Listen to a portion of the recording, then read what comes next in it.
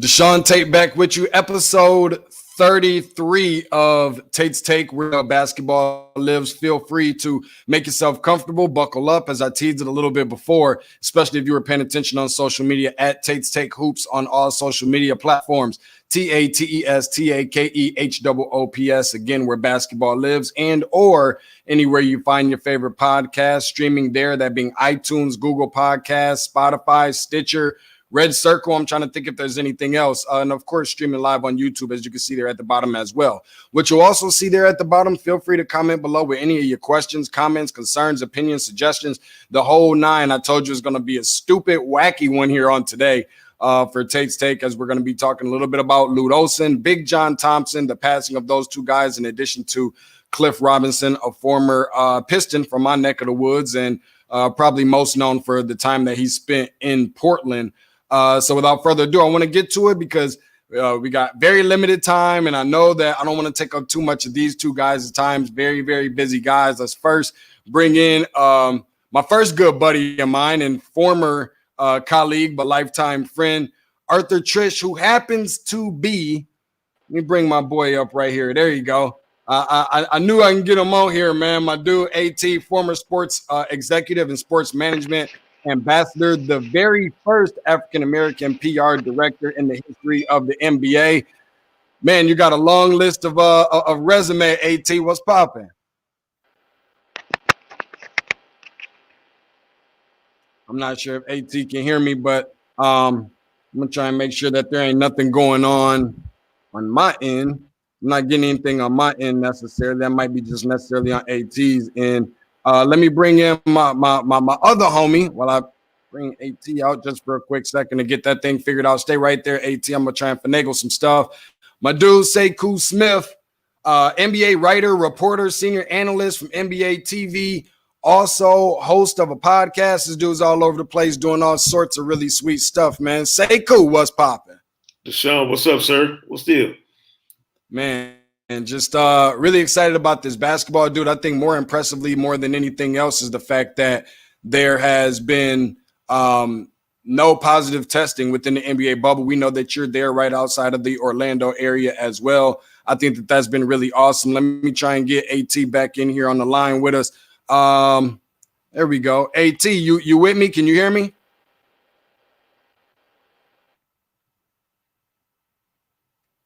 I'm not sure why I can't necessarily get AT in. Maybe it might be a bad connection of some sort. He'll try back again. I said I was going to do this. I was going to wait. It kind of spoiled my moment, bro. But I'm going to take the headphones off for just a second, Sekou, because you know what? When Sekou confirmed with me earlier today that he was going to come on and talk some hoops with me, I told him I can only do it one way. So give me 2 seconds. While I do my thing for my boy AT, who's originally a Michigan native as well, coming from Gun Rule, coming from Grand Rapids, and I know how he rock. He likes to do his maize and blue thing, so I just want to make sure I'm doing it properly for him. We had a fun little bet going on, my dude. Just to inform the people real quick before we get into it, I text Sekou shortly after Imani Bates's commitment to Michigan State. And he said, dude, we're not going to see Imani Bates in a green and white uniform. No. If that happens, I'll wear a Sparty costume down Peachtree Street. So just to confirm with the folks, bro. I'll be in full Sparty outfit, dude, running down Peachtree if it happens. Why would he go to college in a couple of years? Not only will the rule be changed possibly by then, but these other options these kids have, man, He's a one-way ticket to the league. Why would you interrupt that by wasting your time in East Lansing? As we know, as it stands just on today, I don't want to bust no bubbles or step on no toes. As it stands today, Imani Bates is a Michigan State Spartan to be. So we're just kind of going to leave it at that. I think AT trying to come back in. We'll get to him in just a second. I want to get into first talking about a couple of these guys. You take your pick on whomever or whichever way you want to go with it. Appreciate you for joining us. Lute Olson passed at 85 earlier this week. Cliff Robinson passed away as well. I think 53 was his age, if I'm not mistaken, somewhere in that range. Yeah. And then Big John Thompson, age 78, who happens to be his birthday today. So happy birthday to him. No Do doubt. you have any interesting stories or anything along those lines, or what's most memorable about those guys that you can recall in your time in this business? Man, the most interesting thing for me was, I grew up like a lot of people in our era, idolizing the Georgetown Hoyas, loving Michael Graham, Pat Ewing, all the grimy dudes who used to ball for Georgetown. But I had the unique opportunity as I got older and in the business to have my own spot, in podcasts, and then to be a guest on radio shows and podcasts over the years. And I was a guest on John Thompson's radio show several times. So I asked his producer one time, I was like, I come on John Thompson's show all the time. I was like, I would love if he could come on my podcast. And he not only did he come on it, but he beasted. He went off. He was unbelievable, just so clear and so forthright about what he was talking about, man. And he reminds me of my dad and his brothers, in that black men of that era in this country, they just don't play that. Like, you don't come at them half baked. You better know what you're talking about. You better come at them with the right kind of handshake and and the right kind of respect, because they'll check you on the spot. And I dig that. I always dig that about him. He got universal respect, around the world, not just basketball lanes, but everywhere. You talk to anybody, business, whatever, John Thompson commanded the ultimate respect when you dealt with him. And I think that's his legacy, in addition to all of the great stuff he did for the game of basketball and for young black men who were looking to use basketball as that platform to elevate themselves in their lives. He'll be remembered as a guy who stood for something and who was always about the business of, progress for black people. And that's special. R.I.P. to Big John Thompson, man, the first African-American head coach to win a national championship. Obviously, there at Georgetown, 1984. We heard the list of names between especially the bigs, man, Patrick Ewing and Alonzo Mourning, Dikembe Mutombo, Allen Iverson. Even though he didn't win, some of those guys didn't win a championship. Roy Hibbert in that conversation. A lot of the bigs, and we just kind of always heard what about the type of guy that he was. I had the opportunity to just kind of meet him and shake his hand. He was very stern and gave me a really firm handshake. I don't know if he got any daughters or anything like that, but I wouldn't have been one that would have been standing in line trying to meet dad or nothing like that. And I appreciate you checking in with us, Sekou. I'm trying to get AT back up in here, but it'll be coming in here in just a second. I think Big John's Hall of Fame status too. Like, you look at, he produced 4 Hall of Famers. How many guys can say they not only coached, but mentored these guys into their adult lives, and they ended up in the Hall of Fame? That tells you not only what kind of basketball coach he was, but just what kind of man he was. And I think he came along at a time, man. Like, I remember Deshaun, even in Grand Rapids, like, if you didn't have a pair of Hoyas, the Nikes with the Hoyas on the back, you didn't have nothing, dude. Like, I remember distinctly when that was a thing, cats was losing it trying to get them shoes. Like, if you either had them or you didn't. You was either in that club or you weren't, and there wasn't a doubt who the team was in the neighborhood. It was Georgetown. We rooted for the Hoyas no matter what. I remember the first time we saw Michael Graham. Like, me and my brother and my cousins, we went crazy, man. Bald head dude, grimy as I don't know what. I was like, man, he was the quintessential Georgetown baller. And we, everybody loved Patrick Ewing. When I was a kid, like, he was, to see a dude that big, that dominant, he'd come out and swat like the first 4 shots, no matter what. Didn't care if he got goaltended. I think John Thompson told him to do that. Like, go out there and intimidate this other team, swat everything that comes towards the basket, that sort of thing, man. He was he was a unique individual, a very, very unique, special person at the perfect time to me for the culture and where we were going, in the 80s and on into the 90s.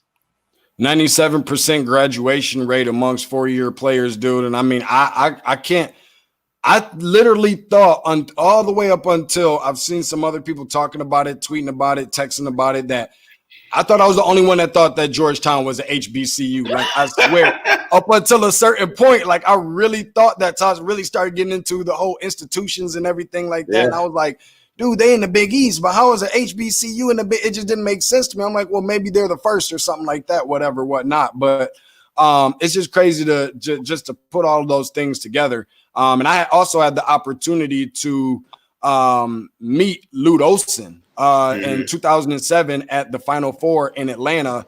And I remember like it was yesterday, he was coming off the bus. And I'm like, at that point, I'm kind of still trying to get acclimated into this business. And I'm like, how you doing, Mr. Olson? How you doing, coach? He like, man, just call me Lute. After that, I didn't know if he wanted to go have a cold one and kick our heels up and kick back or what he was trying to do, but certainly condolences to the family and everybody that was affected between all those guys and even Cliff Robinson as well. We got AT back with us. AT, we kind of filled in a little bit on Big John Thompson, telling a little bit of stories and whatnot, reminiscing a little bit. Lute Olson as well. Cliff Robinson being another one. I know that you've been in this game for a really long time. Can you have any, fond memories that you would like to share with us about any of those guys?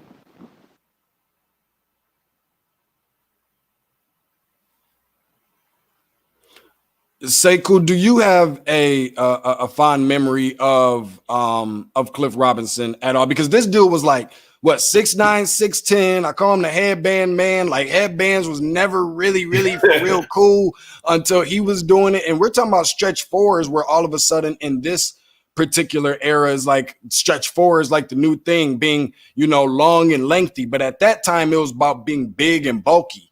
He was the ultimate stretch dude. What can you say about the time that you maybe have spent or haven't spent or what you've heard about Cliff? Yeah, he was definitely a player who was kind of ahead of his time in an era when, you think about Derek Coleman, Sean Kemp, we didn't know what to call those dudes back then, like bigs who could play out on the floor. I don't even know if the term stretch would ever have been invented at that time. But the thing I loved and remembered about Cliff Robinson, like you said, was just the headband, man. He had his own swag. Like he played, and I never knew where he got the nickname Uncle Cliff from, like Uncle Cliffy. Like people used to call him that, and I'd be like, ball players always had nicknames. You're never sure what the origin of it was or why. But the times I ran across him and dealt with him, man, he was fantastic, and he was a guy who had. There are ball players, Deshaun, as like some guys are Hall of Famers, some guys are legends, and then there are those other guys who everybody has universal respect for. You never bumped into anybody that didn't respect his game, his work ethic, the way he went about his business. He was a great teammate. The cats that played with him loved him. So that tells you something. And you mentioned Lute Olson. We talked about John Thompson, Cliff Robinson. Think about the guys we're talking about, and then think about the people they're associated with. You won't find a single person that will have something bad to say about these guys. So that tells you they did it right. They lived right, they played right, they got the respect they deserve. They put it in and left their mark on the game in whatever shape or form that was, and they can rest easy knowing that they did it right. What we saw on yesterday as we kind of transition a little bit, Sekou Smith joining us in the locker room right now, NBA writer, reporter, senior analyst for NBATV, podcast host. Dude, like the whole nine, doing everything. You can find him on social media at Sekou Smith NBA. That is at SEKOU SMITH NBA. A game that we saw take place yesterday, which was the first one of the doubleheader. The number 3 seeded Boston Celtics in a game 2 closed out the number 2 Toronto Raptors 102-99. What about this stuck out to you? Like, is this series over? And I know I can imagine the answer is probably going to be no until it's over and so forth. And obviously these guys have experience, especially being defending champs and coming off of a championship season. But is this series kind of essentially over in your mind? And has the Celtics been the most impressive team in the NBA playoffs so far? I don't think it's over yet. I mean, it's definitely in a dangerous spot right now for Toronto. But this is a Toronto team that got down last year and won 4 straight, I think, to beat Milwaukee in the conference finals, move on to the NBA finals. Now, they had Kawhi Leonard, obviously, so it's a different ball game. But Boston has been super impressive. They've, and I've been a fan of the group that they have all along. I think Kemba Walker is one of my favorite, most underappreciated players. I wouldn't say underrated, but underappreciated. I don't think people gave him the proper respect for what he did when he was in Charlotte all those years. They looked at it and thought, well, he didn't have any playoff success. You know, can you really put him on that, you know, pedestal with the top point guards in the league if they never do anything in the postseason? Kemba was a baller. You know, he's been a baller for a long time. Sometimes in this league, Deshaun, you don't end up in the spot where you can best take advantage of your talents. And that doesn't mean you go somewhere and average mad points and put up crazy stats, but I'm saying you don't go somewhere where you're allowed to be the best version of yourself. And I think he's in that spot now with Boston. They are a dangerous team in the East, and to me, they're a dangerous team in general because they have the kind of perimeter talent with Kemba, Jaylen Brown, Jason Tatum, and they're doing this without Gordon Hayward, mind you. You know, they got the kind of perimeter talent in this league that wins championships. Think about the Warriors, Cleveland when they won it in 2016, you know, and go on all the way back, you know, just start going backwards. You need that perimeter talent. Shaq is the last dominant big man who was the centerpiece of a championship team in this league, if I'm not mistaken. You know, Tim Duncan, I guess you could say in 2014, but everything wasn't centered around Duncan. You know, the last time we saw a true low post, grimy big man, it was Shaq.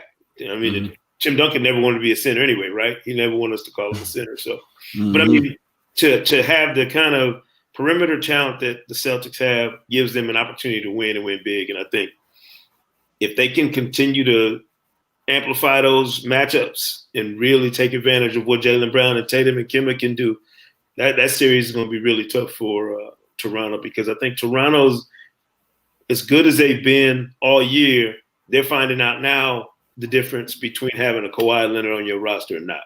You don't have that dude you can give it to on, you know, that 6'6" to 6'8" wing that's a bucket. And if you don't have him in a playoff series, you get behind the 8 ball sometimes.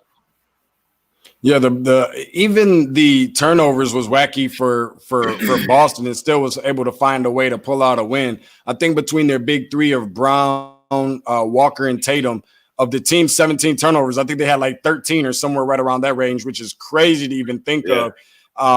And just the experienced team that Toronto is, just to see them in this position. And I don't think anybody's giving up hope on them necessarily. No. But this isn't Jurassic Park. This is essentially being in the bubble. I mean, it's a neutral site game, and I think it's a little bit different. It's not necessarily the most appeasing thing to the eye, but it's the best that the NBA has been able to do it. I think that they've certainly done a significant job within themselves. Let me see if I can get AT up in this thing one more time, because I promise you I'm not doing this on purpose. I know how y'all two get when y'all get together. We've been down at State Farm Arena multiple times together, and you know, AT knows me. I've been around AT for some years, and usually I'm always trying to dominate conversations when it comes to basketball. Me and him have good conversations, but when y'all two get together, it's just like me and one of my cousins. I'm just a fly on the wall. I'm just a sponge, and we have so much fun. We laughing and cracking jokes, and can't say everything I want to say on here, but I don't want to get nobody in trouble. My dude AT, man, what's popping, bro? Thank you so much for joining us. My pleasure, fellas. How y'all doing today? Man, so man, what you doing with them bootleg headphones on? What took you so long, man? These are Brandon's headphones. I don't even have any like these. I thought I could still use my Beats. The Beats weren't working either. I was like, "Oh, you serious right now?" Come on, man. Get on here, man. Well, I apologize for the delay, but as Deshaun said, talking basketball is what we love to do, and Sekou and I spent years as sidekicks during my Hawks PR days and his beat writer days for the Atlanta Journal-Constitution. And so I do miss being around him during this time of the year, because this is when we certainly had the benefits of going through a long season and experiencing the playoffs and hoping we can go to the next level. And I know he's starting down in the bubble right now, so I'm going to have to keep in touch with him over the next few days, few weeks, to make sure he doesn't jump off a ledge or something like that. They got me wristed up, dude. They got me wristed up with this Mickey Mouse foolishness. I'm trying to get right.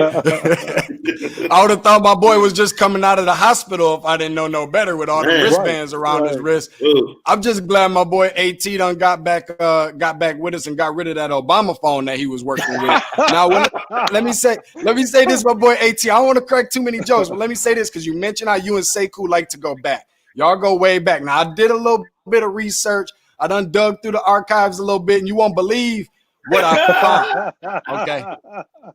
That's an old school one right there. Yeah, man. Yeah. That's back in our day. I had hair, and he had a few more pounds. Yeah. So that was probably 2008, maybe. Yeah, that's when we used to count how many people was coming through the turnstile at the Highlight Factory. We used to count them. Like that's probably us counting 7, 8, 9. He's not kidding, because those early Mike Woodson years, they were brutal. And if you were a Hawks fan, you know exactly what we're talking about, because there were some lean nights, and you knew good and well there was no chance we were going to win. So the next best thing outside of hearing people behind us have conversation was count how many people would be in the stands on that particular night. I hate to speed it up a little bit because I know we're only working with so much time and getting ready to get into the first playoff game of the night. So AT, I definitely want to get you back on here to talk about, your relationship with John and being around a lot of these guys, Lute, Olson and Cliff Robinson and so forth. But I did want to get your opinion on this particular game that we saw in the nightcap on last night, where we saw the Denver Nuggets win a Game 6. It felt like it was such a March Madness atmosphere. Y'all knew I was going to be the person to mention something about college basketball. But the number 3 Denver Nuggets defeat the number 6 seeded Utah Jazz 80-78 in a Game 7 situation. Is this the best situation for, if we want to see, the most entertaining basketball, to see Denver and the Los Angeles Clippers? And obviously the Clippers have been rested for somewhere close to right around about a week or so by the time that they play tomorrow. Is between your thoughts on that game last night, and where does the benefit come from a team who may be getting too much rest versus a team that is maybe not getting enough rest? Well, I think we saw a little bit of that last night in the fourth quarter. No matter who won that game, their legs were going to be shot going down the stretch. And I think they're going to suffer that a little bit in Game 1, because if I'm the Clippers, I'm going to run Denver, try to run them right out of the gym in that first quarter and try to build a lead and hope that they can't come back and steal Game 1, because, as you said, the Clippers have been off a while. And the same thing will exist for the Lakers in their next series when they have to play either Houston or Utah, not Utah. Oklahoma City, yeah. Oklahoma City, that's right. And we'll see tonight who moves on in that particular round. But I think the advantage goes to the teams that have been off for several days, because they're well rested. They've been able to work on their game plans. And the other team, as you saw the reaction from Murray last night when he was told he had to play Thursday night on ESPN, he kind of looked like, huh? Are you kidding me? So we'll see. 2 quick ones for you, Sekou. Number 1, what was Jamal Murray thinking when he decided not to pull the ball out on that transition fast break that he was trying to create? I swear dude probably wasn't going to have a job tomorrow in the event that Mike Conley Jr. hit that shot. So between what was he thinking there, and I'm trying to think of the next question I was going to ask. Let's go with that one first. What could he have? Oh, I know what the other one was. Why wasn't Michael Porter Jr. on the floor what feels like the whole second half? I mean, he's a dude that I don't get the feel that he's going to be a great fit for his situation in Denver. I think he's kind of being held back a little bit. I'm always going to be the person that's going to go with the light-skinned brothers. So I'm going to go with that for now. What says you, Sekou? Well, I think Jamal Murray was thinking that Torrey Craig was going to dunk the ball. That's why I guarantee you he didn't think he was going to try and George Gervin finger roll the thing. Because if he was going to do that, he could have threw it back to Gary Harris. They could have pulled it out and ran the clock out. But it's it's one of those heat of the moment plays, man. And the bounce of that ball and the luck. If Mike Conley hits that shot, we're having a completely different conversation today about both teams and about the future of some of those young players. You mentioned Michael Porter Jr. I can't remember if I texted you during the game or not, but I was like, Mike Malone almost blew this game not playing his bench, the regular rotations. coaches can get caught up in the moment too. They can get caught up in a game and lose sight of the fact that his bench is what helped them stretch that lead in the first half. And then the second half, he tried to ride his starters, and they didn't have it. You should have went back to the bench like normal, and he didn't. And that's why Michael Porter wasn't out there. But you're right, Michael Porter could have made a huge difference during that comeback because the Jazz were coming. I thought the more shocking thing was that the Jazz came back and took the lead. Had they won the game, they would have earned every bit of it because they walked the Nuggets down, to be honest with you. Yeah, they played in the second half like Denver played in the first half. And if Conley had hit that shot, there would have been a few empty seats on that plane ride back to Denver today because they would have left some people back in Orlando. For real.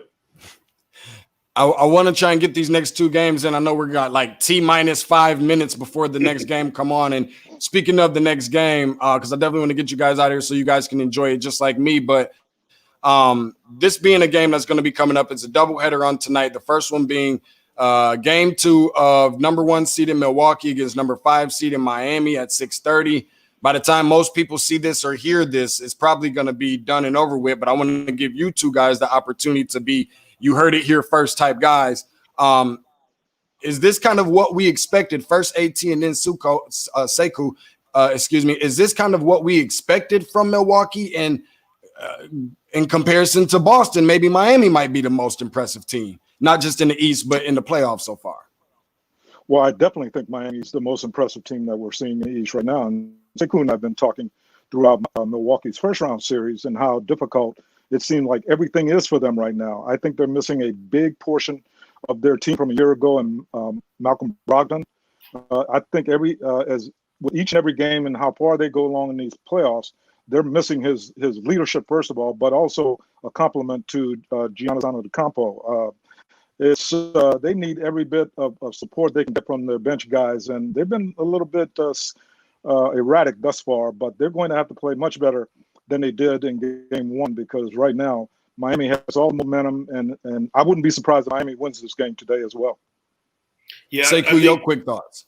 Yeah, I think the biggest issue, that the Bucks are dealing with is that Miami is a really good matchup for them. They have Bam Adebayo who can play straight up in the middle, and it doesn't allow Milwaukee to exploit teams the way they normally do around the basket. That wall that everybody's talking about them putting up for Giannis, well, it's really a wall with a very high-level big man in Bam Adebayo who's in the middle of it, and that's a difficult thing. The other part is Milwaukee, just like last year, is a team that's built to play at a default setting.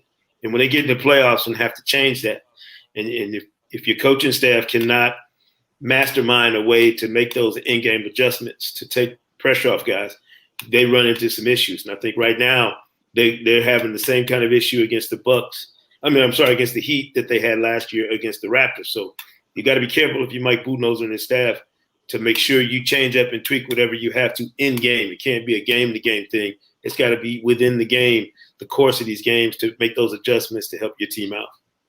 Not to mention the lack of bench production coming from. Go ahead, AT.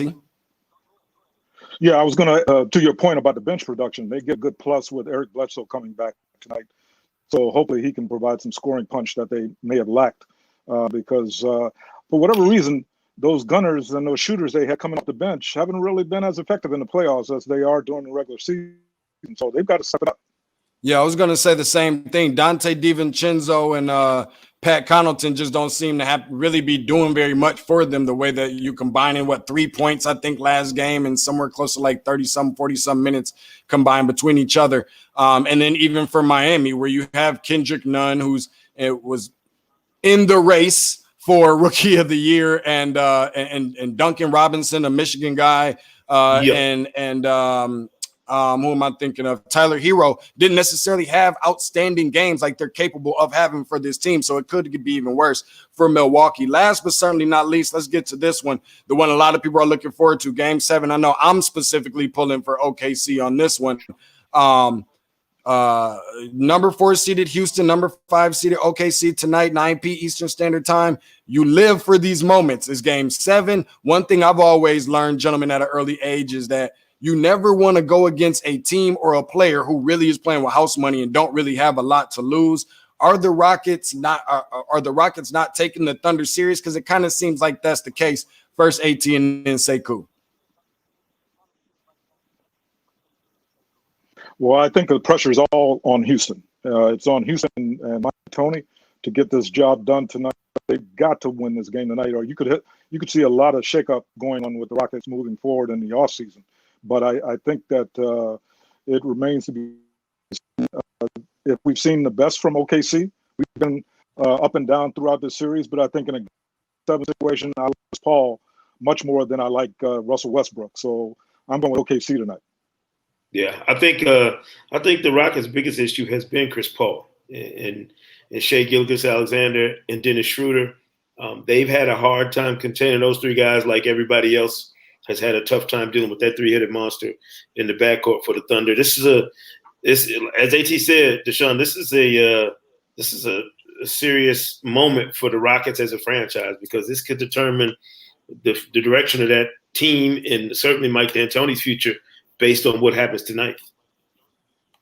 Yeah, I'm glad that you guys have really had an opportunity to join us, man. Thank you so much. I know we're kind of up against it, had some audio issues, but I am glad that both of you guys took time out of your busy schedules. Sekou Smith, NBA writer, reporter, senior analyst, and soon to be, I think you missed this part, AT. Have you ever seen Sekou in a Sparty mascot uniform? No, I know he's had his battles with Steve Smith and the guys, but no, I haven't.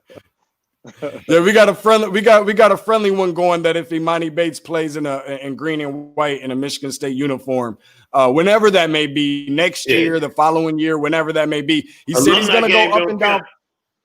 He said he what? The alumni game in 20 years don't count, by the way. Up and down Peachtree Street. Up and down Peachtree Street in a Sparty uniform. So I got to see if my Aunt Betty can stitch me something up. NBA writer, reporter, senior analyst from NBATV, also host of a podcast. And, of course, my dude, Arthur Triche, former sports executive, sports management ambassador, and the very first African-American PR director in NBA history. Find them on social media platforms at Sekou Smith NBA and at AT Who Dat, and I think I kind of had that one mixed up at XPR Hoops guy. Am I correct? X Hoops PR guy. There you go. X Hoops PR guy. I'm gonna have to get that one under control. Hey, appreciate you guys. Thank you so much and enjoy today's games. No doubt, man. Appreciate y'all. No doubt. That was my dudes, man. My aces, Sekou Smith. I have so much fun with them two dudes, man. When I'm down there at State Farm Arena and we covering games and doing the stuff with the Hawks and all that good stuff, I just have so much fun, man, just learning a little bit. You know, a lot of times people want to pick my brain so much, and then people don't understand, where does all this knowledge come from? Well, it comes from some of my homies, guys that have been here before me and did this. And just in closing, just want to make sure that I mention condolences one more time to the families, friends, everyone affected, teammates of, including those who were mentees to some of these guys, between Cliff Robinson, who passed away at age 53, John Thompson, happy birthday to him, Big John Thompson, that is, former Georgetown Hoyas head coach, 1984 national championship winner, and the first African-American head coach to ever do so, and happy birthday to him. And then Lute Olson as well, who passed away at the age of 85, and the former head coach of the Arizona Wildcats and the Iowa Hawkeyes, passed away at age 85 and won national championship in 1997. Before I get out of here, I want to make sure I remind you all to subscribe. I can't stress it and say it enough, to the podcast.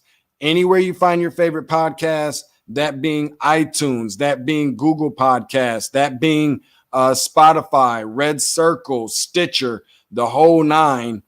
Make sure that you go on and just, it's very simple. It's free. It just takes less than 30 seconds. Just hit subscribe. We also stream live on YouTube as well. Don't forget, also Monday through Friday, every single night, Monday through Friday, 15, 20 minutes roughly after the last game of the playoffs for the night. So just like tonight, after game 7 between the Rockets and the Thunder, I always give a little bit of a recap. I always say 10, 15 minutes, and I should probably stop saying that because Lord knows that I like to talk just a little bit.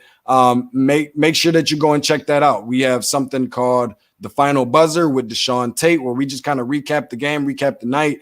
Feel free to come on there and leave some comments and opinions and so forth. If you're up late, you got to put the kids to bed, help them with the homework, the visual learning thing, cooking dinner for the wife or for the husband or whatever the case. Feel free to get your basketball fix in that way. And last but certainly not least, remember to follow along on social media at Tate's Take Hoops, please. And thank you. You're doing a brother a huge, huge fave and a huge solid by helping his dreams actually come true when you do that. Remember to follow along on all social media at Tate's Take Hoops, TATES TAKEHOOPS, where basketball lives. See you tonight.